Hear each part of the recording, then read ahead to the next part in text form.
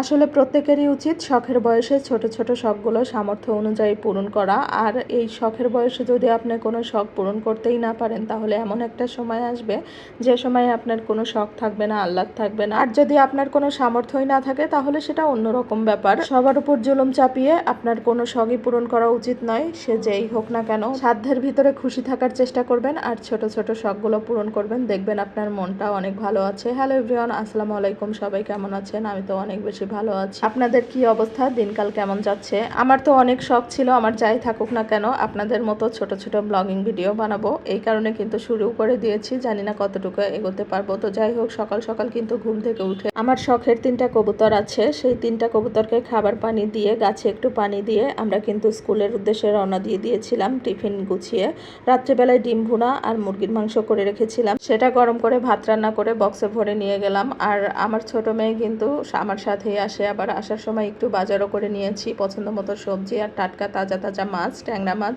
আর হচ্ছে বাটা মাছ। বাজার টাজার করে নিয়ে এসে বাসায় চলে এসে মাছগুলো কেটে নিলাম আগে, তারপরে কিন্তু বিছানাটাও অগোছানোই ছিল, সেটাই একটু গুছিয়ে নিলাম। আর কিন্তু সকালবেলা হালকা পাতলা আমরা খেয়ে বের হয়েছিলাম। তো যাই হোক, একটার আগেই কিন্তু রান্না বান্না আমার কমপ্লিট হয়ে যায়। আমি কিন্তু সেই মাছ দিয়েই আজকে তরকারিটা রান্না বসিয়ে দিয়েছি। আর এটা কিন্তু দুপুর আর রাত্রের জন্য আমি একবারে রান্না করছি। আর যেহেতু সকাল থেকে একেবারে দুপুর অবধি অনেক দৌড়াদৌড়ি করতে হয়, নিজের হাতে সব কিছু সামলাতে হয়, এই জন্য কিন্তু বিকালবেলা একটু ফ্রি টাইম রাখি। ওই সময় বাচ্চারা স্কুল থেকে আসার পরে গোছল শেষ করে খাবার দাবার খেয়ে একটু রেস্ট নিতে পারি। এই বিকালবেলা যদি রেস্ট না নেওয়া হয়, তাহলে সারাদিন একটুও ভালো কাটে না। তো যাই হোক, এখানে কিন্তু আমি ট্যাংরা মাছগুলো জিরা বাটা, পেঁয়াজ বাটা, একটু তেল, হলুদ, মরিচ গুঁড়ো দিয়ে, লবণ দিয়ে ভালো করে মাখিয়ে ম্যারিনেট করে রেখে দিলাম। আর টাটকা টাটকা মাছ হলে কিন্তু আমি এইভাবেই রান্না করি। তারপরে এদিক থেকে পেঁয়াজ কাঁচামরিচ তেলে ভেজে একটু জিরা আর হলুদ ফোড়ন দিয়ে দিয়েছি।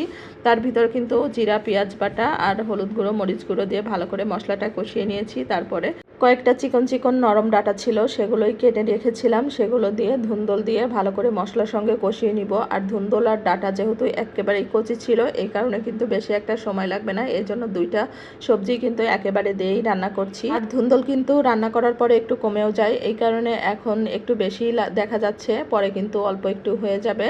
আর আমাদের বাসায় সবজি একটু বেশিই লাগে, বিশেষ করে আমার তো একটু বেশি সবজি লাগে, কারণ আমি একটু ভাত অল্প খাই, সবজিটাই বেশি খাই। তো যাই হোক, আমি কিন্তু মশলার সাথে সবজিগুলো ভালো করে কষিয়ে নিয়েছি, তারপরে ঢাকনা দিয়ে ঢেকে কিছুক্ষণ রেখে দিয়েছি। আর একটু কিন্তু পানিও বের হয়েছে সবজি থেকে, সেগুলোই শুকানো অবধি ভালো করে নাড়াচাড়া করে একদম কষিয়ে নিব আবার।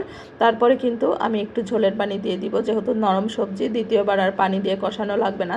যদি শক্ত সবজি হতো তাহলে কিন্তু একটুখানি আবার পরবর্তীতে পানি দিয়ে কষিয়ে নেই, তারপরে কিন্তু ঝোলের পানি দিয়ে মাছগুলো দিয়ে দিই। এবার কিন্তু সবজিগুলো ভালো করে কষানো হয়ে গেছে, তারপরে কিন্তু আমি মাখানো মাছগুলো দিয়ে দিলাম একদম ঝোলের পানি দেওয়ার আগ মুহূর্তে। তারপরে কিন্তু উপর দিয়ে ঝোলের পানি দিয়ে দিলাম পরিমাপ মতো। যেহেতু সবজিগুলো ভালো করেই কষানো হয়ে গেছে, তেমন একটা ঝোলের পানি লাগবে না, অল্প একটু ঝোলের পানি দিয়ে ঢাকনা দিয়ে ঢেকে রান্না করে নিব। আর বেশি টাইম কিন্তু ঢাকনা দিয়েও রাখবো না, যেহেতু সবুজ সবজি কালারটা নষ্ট হয়ে যাবে এই জন্য। আর এভাবে রান্না করাটা কিন্তু আমার শাশুড়ি মায়ের কাছ থেকে শিখেছি। আমার শাশুড়ি মা সেম পদ্ধতিতেই রান্না করে, আর অনেক বেশি ভালো লাগে খেতে।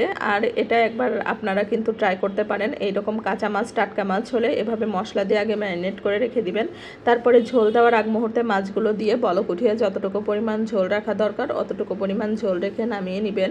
তো আমার কাছে বেশ ভালোই লাগে, আমার বাসার সবাইও খেতে অনেক বেশি পছন্দ করে। আর একটা আপু বলেছিল এটা নাকি সিলেটি রান্না, সিলেটিরা সবসময় নাকি এভাবেই রান্না করে, সবজিগুলো প্রথমে মশলার সাথে কষিয়ে নেয়, তারপরে কিন্তু কাঁচা মাছ এমনিতেই ছেড়ে দেয়। আমি কিন্তু তা দেইনি, এখানে মশলার সঙ্গে তেল দিয়ে সব রকমের মশলা দিয়ে ভালো করে মাখিয়ে রেখে দিয়েছিলাম, সেটাই দিয়ে দিয়েছি। আর এভাবেও খেতে অনেক বেশি ভালো লাগে। আসলে এক এক অঞ্চলের খাবারের রান্নার ধরন এক এক রকম। তো যাই হোক, রান্নাটা কিন্তু অনেক মজা হয়েছিল। আমার রান্না বান্নাও কিন্তু কমপ্লিট হয়ে গেছে। তো আজকে এ পর্যন্তই, সবাই ভালো থাকবেন, আল্লাহ হাফেজ।